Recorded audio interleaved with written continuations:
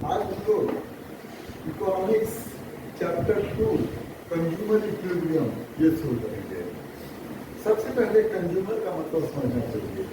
Consumer वो होता है जो गुड्स और सर्विसेज को अपने वॉच के सेटिस्फेक्शन के लिए कंज्यूम करता है। ठीक, कंज्यूमर का ऑब्जेक्टिव होता है मैक्सिमम सेटिस्फेक्शन डिराइव करना। क्लियर? अब जरा इक्विलिब्रियम का मतलब ही समझना चाहिए। इक्विलिब्रियम एक फिजिक्स का टर्म है। इकोनॉमिक्स में equilibrium is a position of rest between two opposite forces where there is no tendency to change.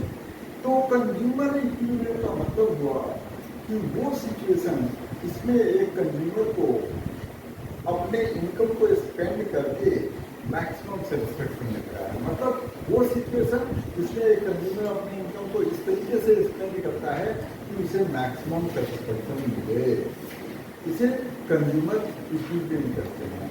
Consumer equilibrium के दो अप्रोचेज होते हैं, cardinal approach and ordinal approach. Cardinal approach को marginal utility analysis और marshals utility analysis भी कहते हैं। इसमें ये मान लेते हैं कि यूटिलिटी मेजरेबल होता है।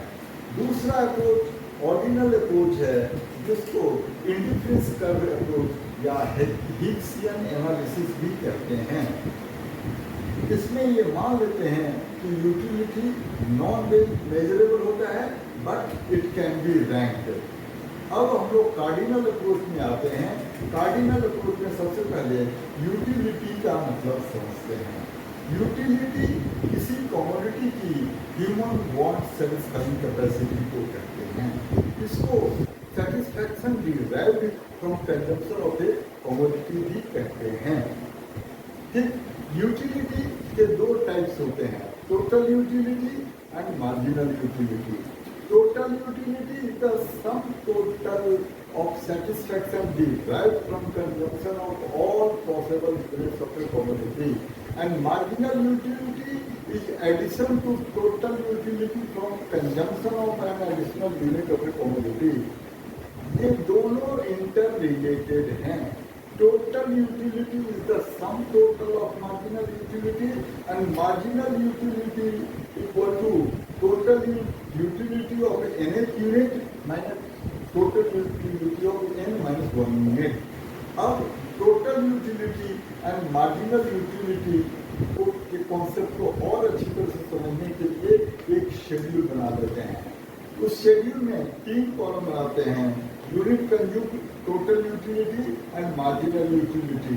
यूनिट कंज्यूम में 1 से लेकर के 6 यूनिट तक लिख दिया। मार्जिन उस पर टोटल यूटिलिटी नहीं लिखा, मार्जिनल यूटिलिटी लिखा। मार्जिनल यूटिलिटी 5 से चालू किया या 4 से चालू किया, 4, 3, 2, 1, 0, -1। और मार्जिनल यूटिलिटी को जब ऐड किया तो टोटल यूटिलिटी आ गई। इसके बाद total utility and marginal utility का कर्व इसी के बेसिस पर प्लॉट करते हैं। अब इन दोनों के बीच में ये जो total utility and marginal utility का कर्व होगा, उसमें कुछ रिलेशनशिप नजर आएंगे, कुछ इंपॉर्टेंट ऑब्जर्वेशंस होंगे, वो समझेंगे कि इनिशियल यूनिट टीयू और एमयू का सेम होगा, फिर जब टीयू इंक्रीज होगा तो एमयू डिक्रीज होगा बट पॉजिटिव होगा। ठीक, जब एमयू 0 होगा तो टीयू मैक्सिमम होगा, इसको पॉइंट ऑफ सैटिस्फैक्शन कहते हैं। इसके बाद एमयू नेगेटिव होता है और टीयू डिक्रीज होने लगता है। और एक दो पॉइंट इसमें ऑब्जर्व करेंगे कि इनिशियली टीयू और एमयू सेम होते हैं। पॉइंट ऑफ सैटिस्फैक्शन पर इन टीयू और एमयू के बीच में मैक्सिमम डिफरेंस होता है। पॉइंट ऑफ सैटिस्फैक्शन के पहले टीयू और एमयू इनवर्सली रिलेटेड होते हैं और पॉइंट ऑफ सैटिस्फैक्शन के बाद दोनों डायरेक्टली रिलेटेड होते हैं। अब अगले कॉन्सेप्ट में आते हैं, law of diminishing marginal utility. Law of diminishing marginal utility में ये कहा हुआ है कि जैसे जैसे किसी कमोडिटी के यूनिट्स को ज़्यादा से ज़्यादा यूनिट कोई कंज्यूमर कंज्यूम करता है, उसकी मार्जिनल यूटिलिटी फॉल करती है।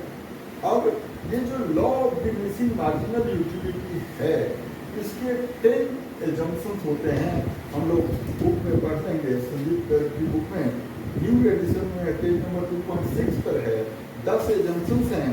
पहला, कार्डिनल मेजरमेंट ऑफ यूटिलिटी, मतलब यूटिलिटी नंबर के टर्म में एक्सप्रेस किया जा सकता है। Monetary measurement of utility, consumption of the reasonable quantity. Next, continuous consumption, consumption continuous होना चाहिए। अगर कंजम्पशन में ब्रेक होगा तो ये लॉ अप्लाई नहीं होगा। नो चेंज इन क्वालिटी, जो यूनिट कंज्यूम हो रहा है उसको अपनी क्वालिटी सेम होनी चाहिए। रैशनल कंज्यूमर, मतलब वो अपने इनकम के मिनिमम यूज से अपने बेनिफिट को मैक्सिमाइज करना चाहता है। इंडिपेंडेंट यूटिलिटी, मतलब हर यूनिट की जो मार्जिनल यूटिलिटी होगी एक दूसरे से इंडिपेंडेंट होगी, इंटरडिपेंडेंट नहीं होगी। नाउ मनी की मार्जिनल यूटिलिटी कांस्टेंट होनी चाहिए। कंज्यूमर का इनकम और कम्युनिटी की प्राइस फिक्स्ड होनी चाहिए और परफेक्ट नॉलेज होना चाहिए। अब इसके बाद इसका शेड्यूल बुक से ही देख लेंगे, वो अच्छी तरह से समझ में आ जाएगा। डायग्राम बिल्कुल वहाँ से देख लेंगे।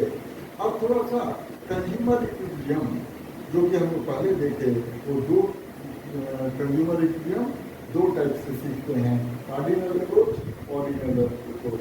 अब कार्डिनल अप्रोच में ये मान लेते हैं कि यूटिलिटी मेजरेबल होता है,